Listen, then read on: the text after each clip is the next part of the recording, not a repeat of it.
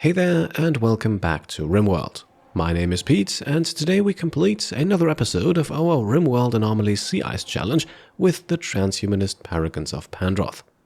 Last time we left off, after defending our sea ice colony from a Fleshmass, it took us a while to take it down, but eventually we succeeded, and we celebrated by skip abducting another pawn and turning him into a ghoul.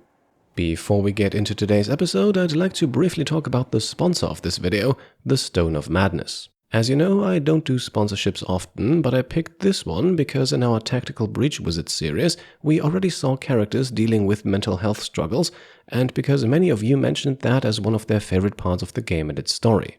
Enter the Stone of Madness. Set in a crumbling 18th century monastery, the game tells the tale of 5 desperate prisoners haunted by their own madness, plotting their escape. The Stone of Madness is a real-time tactical stealth game in which you alternate between 5 unique characters, each with their own abilities, but also battling their own phobias and traumas, as you uncover the monastery's secrets, outsmart guards, and evade supernatural horrors. The twist? The character's mental health is just as fragile as their freedom. Every decision you make affects their sanity and can trigger paranoia, violence, or worse.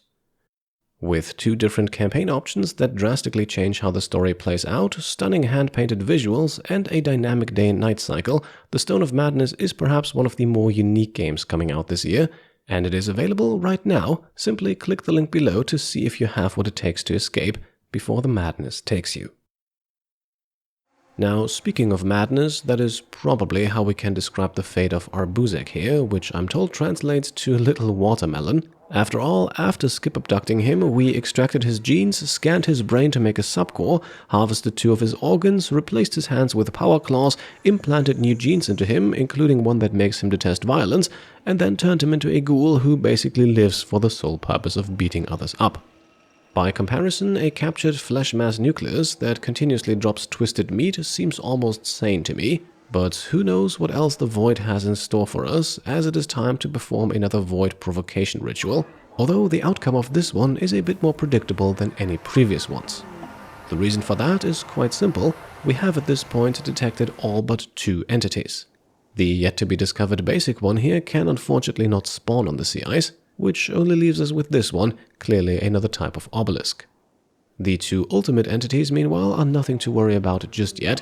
What is slightly worrying, though, is that our children keep overdosing, which is why, according to our new drug policy, Roman and Corinna here will now switch to smoke leaf joints. Those should hopefully be a bit safer to consume. As expected then, a corrupted obelisk crashes on the sea ice, and quite close to our base as well. Once again, initially we have no idea whatsoever what it does. Its entity codex description is about as generic as those of the twisted and warped obelisk, so I suppose we'll just have to wait and see.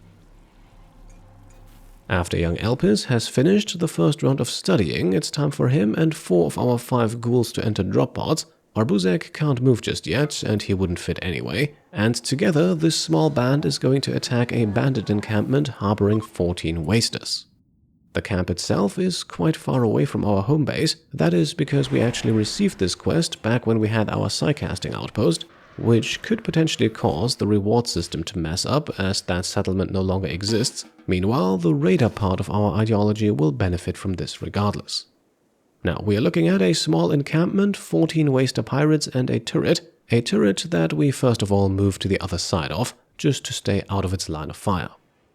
To begin the fight, Elpis has clearly learned from psycasting Grandmaster Light, skipping himself close to the action and dropping a few berserk pulses on the enemies. Afterwards, he skips back out, and then we wait. After all, we do not need to make this fight any harder than necessary. Ideally, our enemies take down a few of their own before we have to get involved.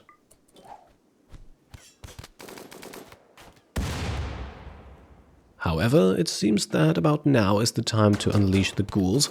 Unfortunately, wasters really love using grenades, which could come back to bite us, so Elpis has skipped himself into a flanking position to provide firing support. Nonetheless, our ghouls are taking quite the beating here. The tox gas, of course, not quite as dangerous to them as it would be to regular humans. Nonetheless, receiving the message that the fight is over, definitely a big relief.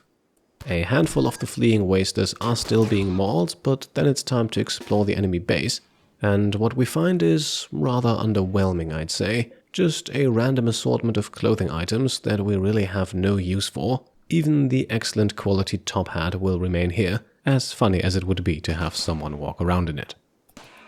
Opening up a hole in the wall, our ghouls are then quick to destroy the turret without taking too much damage. Then, while Elpis disassembles battery and solar panel for components, our ghouls get to munch on some of the fallen, and eventually we're good to go, time to fast skip back home.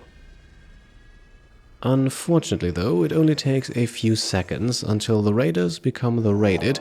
Looks like we've got a siege incoming, and a sizable one at that. 72 Itakin pirates are about to bombard us. That is, if we don't stop them first. Hopefully we can do so by manning our 2 mortars. Ellie and Nazim were the closest ones standing by, and even though Kojiro suffers an unfortunately timed overdose, the high explosive shell still finds its target, and so does the next one too. For now, our enemies are surviving the bombardment. This is mainly used as a tool to soften them up a bit, although timing-wise this is really bad with Elpis completely out of psi focus. Otherwise this would have been the perfect chance to use a few more berserk pulses. And so our enemies still get a chance to put down some blueprints, although only for a split second. It looks like that last mortar shell destroyed something of vital importance, and so the entire enemy force is now heading for our base. There should also still be 1 or 2 triple rocket launchers in their ranks. Maybe we can lure those out by dropping a turret pack, although as you can see here this may have been a bit premature. All in all, the fact that we're dealing with rather well-equipped pirates is certainly not making things any easier, so we're quick to retreat to let our melee fighters take the brunt of the attack.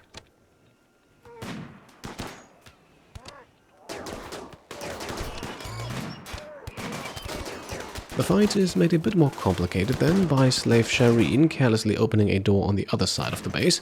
Luckily, only a single enemy makes it through, but this still forces us to pull 1 or 2 ghouls off of our front line.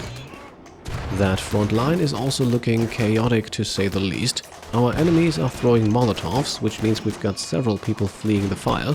The pirates also dropped a shield in a very unfortunate position. Shireen has already gone down despite not really being involved in the fight. Nazim has also suffered some injuries, and we still have more and more enemies coming in. All of a sudden then the fight is over. Looks like the shield actually worked to our advantage, as one of the triple rocket launcher wielders tried to shoot through it, with the only result being the untimely death of some of his allies. So we can finally administer some coagulation to a severely hurt Nazim, and shortly after, repairs and cleanup are already underway. With the battle subsided, we've also got a group of travelers coming in, but they unfortunately don't have anything to trade. And then we are informed that we've made some more research progress. Mutation weaponry has been unlocked, the second-to-last anomaly study project. That means all that is left now is the atmospheric heater, and with that one we are already 1/3 of the way there. The rest of the day remains largely uneventful, our pawns are slowly recovering, and we're upgrading the floor in our research and production room with steel tiles. Just in that moment, an Imperial transport pod crashes on the sea ice. Inside, a heavily bleeding 61-year-old, not really possessing any skills, genes or traits that we desperately need, but if we can patch her up and get her to return home safely, then maybe she can spread some goodwill. Now, I honestly have no idea where that single finger spike right next to her came from. Maybe a leftover from last episode's Fleshmass. Either way, Volek takes quick care of it and then coagulates the crashed refugee before carrying her into the safety and warmth of our base. To speed up her recovery, we might as well also use Kojiro's unnatural healing ability. As you can see, this does only get rid of the blood loss, and at least for the moment, that is all we can do for her. Our medical services, however, do not stop there. Almost entirely unnoticed, Maniac also lost a leg in the previous fight. I think it was already a bionic one though. Either way, Elpis is currently installing a replacement. Later that day then, Ellie receives a recruitment inspiration, potentially useful, and we make a change to our research project, switching from marine armor to ultra mech tech. The reason for this is simple. Ultra mech tech is something I really want to show off in this playthrough. However, the gestation time of some of the mechs unlocked by this is insanely long. so the sooner we have it unlocked the better. Manufacturing a suit of marine armor is a quick breeze by comparison. We then make progress studying the obelisk, but once again progress does not really mean much in this case. We still do not know exactly what it does or how to destroy it, so again I suppose only time will tell.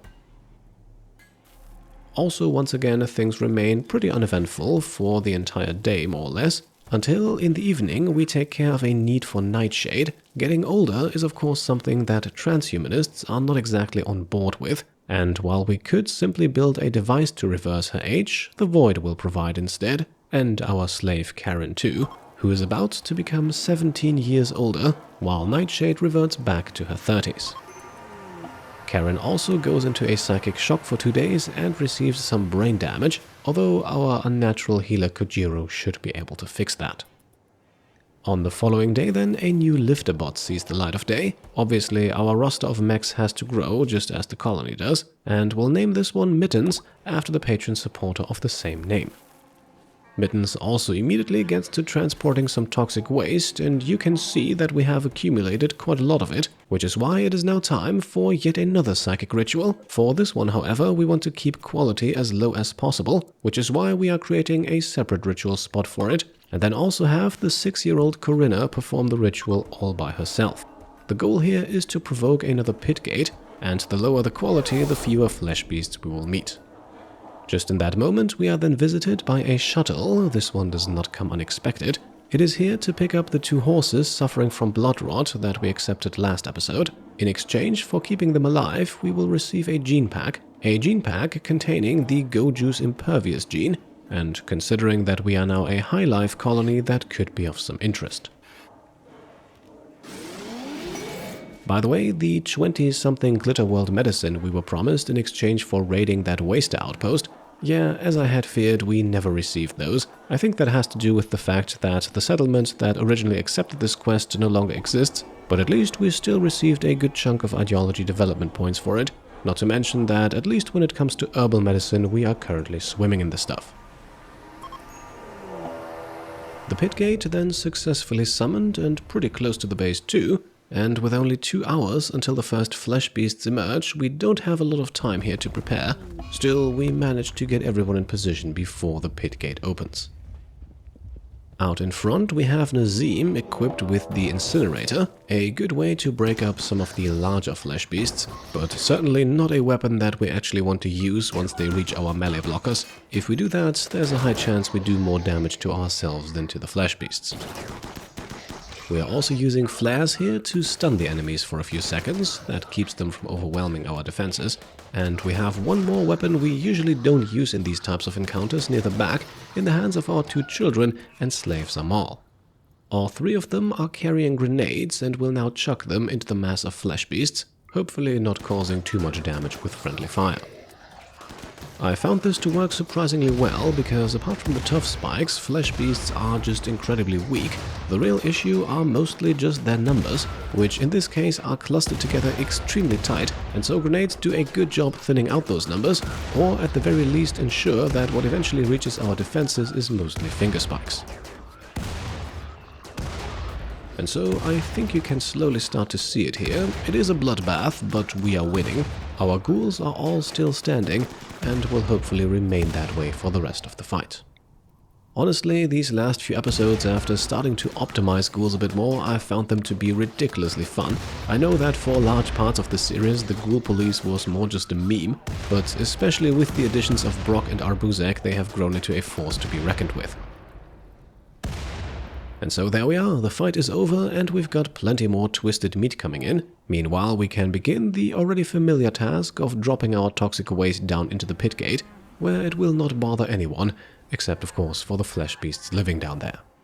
Colony wealth, by the way, currently at 336,000. 350 is what we need for the Arconexus ending, and of course the Grand Archotech structure fully studied, but in that regard we're more than halfway there. Now at this point it's time for Elpis to ingest not 1 but 2 more death rest capacity serums, as his next death rest is coming up and we are planning to install 2 death rest accelerators for him. Just in that moment we are also informed that our Imperial refugee has fully recovered. And very clearly, her plans are not to stick around, although as we stick Ghoul Brock here into the gene extractor once more and our guest leaves the map, we do not actually gain any faction relation bonuses. In this case, it seems like the Empire is not really the generous kind. What we do receive instead though, as Elpis' death resting setup is complete, are visitors, and they have some items to trade. Shortly after Elpis begins his death rest, we then approach them, and despite them not being a fully fledged caravan, we exchange quite the amount of goods here, purchasing components and a reinforced barrel, and in exchange dumping a whole lot of unwanted stuff on them. A nice way of clearing some storage space while also receiving something valuable in return. Following that, we receive a quest, and this one is quite interesting. Seems like the Empire has learned of our hospitable ways after all, as they are asking us to take in a citizen of theirs who's sick with blood rot. However, that would not be the only thing to deal with in this quest. A decently sized mech cluster would also need to be taken care of, albeit with the help of 11 Imperial soldiers. In terms of rewards then, all 3 packages here are very intriguing. The colonist here perhaps less so than the other 2, although at this point we have the means of turning pretty much anyone into something useful, even if that is just a ghoul. I have to admit though, especially package 3 here really intrigues me. Side trainers, LTEX gear, artificial body parts, that could be right up our alley. So let me know in the comments if you think any of those rewards are worth taking on the risk of a mech cluster. Meanwhile, we extract the dark vision gene from Brock, and shortly after begin an expedition into the Undercave. Maniac and the 5 ghouls will now go explore the place, and to spare you a lot of spelunking, I'll go over their findings quickly. We start things off with a very useful bionic spine, then a bit further south a harbinger seed, which is a neat coincidence as it would in fact allow us to plant a harbinger tree, and that is in fact that last basic entity we have not yet discovered. I'm not quite sure how to go about that out here on the sea ice though. Let me know if you have any ideas on how to facilitate that. Meanwhile, our adventuring party meets absolutely no resistance on their way to a shard animal pulsar, to be followed by a bionic eye. Making their way westwards, they finally come across some flesh beasts, but as you can imagine, at this point that's hardly a challenge for them anymore. The next flesh sack then contains a bionic leg. With the way that Maniac is burning through them, this could come in handy. And a short while later, we are then also informed that apparently the Dreadmelt is near, so perhaps we might want to give this area a wide berth for now. Another flesh sack then contains a psychic soothe pulsar. I have to admit, so far this expedition is more than worth it. And after another brief run-in with some flesh beasts, the next item we uncover is a shard.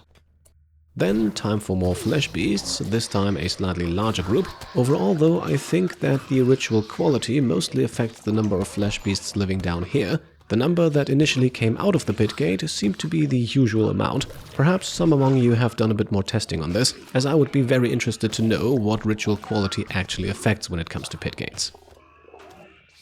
Now, with the fighting taken care of, our ghouls get to munch on some of the fallen flesh beasts, before they then engage what remains of another bulb freak. Apart from the Dreadmelt, this one actually the last enemy we encounter down here. Quick jump back to the surface then, where it's time to celebrate. I think this took almost 2 entire episodes to finish, but Mechanitor Lauren has successfully gestated a Diabolus. Aptly named Cursebane after a YouTube channel member in the naming rights tier or above, this guy will now add to our colony's defenses, albeit in a rather slow-moving manner. Back in the pit gate, meanwhile, the exploration tour is almost finished, and right on cue we've got a mech cluster incoming, and very inconveniently it has landed right next to our base.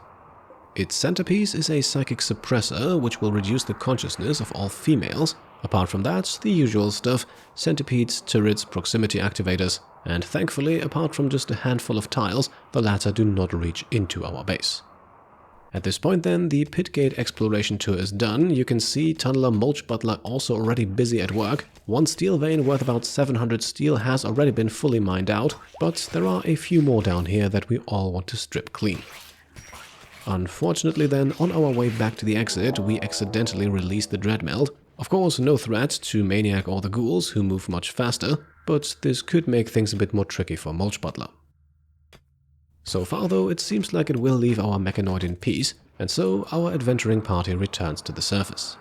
And with that, I think we have reached a good point to wrap up the episode. If we can find a way to plant that Harbinger tree and thus complete the Entity Codex, I think next up on the list is activating that monolith and triggering the Anomaly endgame, and who knows, that might happen as soon as the next episode. Before we make the cut, we've also got some fan art to conclude this one. This most definitely transhumanist heart was sent to me by Amateur Blacksmith. Thank you so much for that, and of course, as always, if any of you have fan art to send me, the best way to do so is via email to pete@petecomplete.com, or if you are a Patreon supporter or YouTube channel member, you can also use the exclusive Pete Complete Discord. And with that, let's make the cut. Don't forget to check out the Stone of Madness, link in the description and the comments down below, and as always, I hope you enjoyed the video, and if you did, then I would be very happy if you could leave a thumbs up. If you like what I'm doing and want to support me and my channel further, then you can go ahead and subscribe to stay up to date, grab some merch over on shop.petecomplete.com, or become a YouTube channel member or Patreon supporter. Thank you all for watching, and I'll see you next time. Cheers.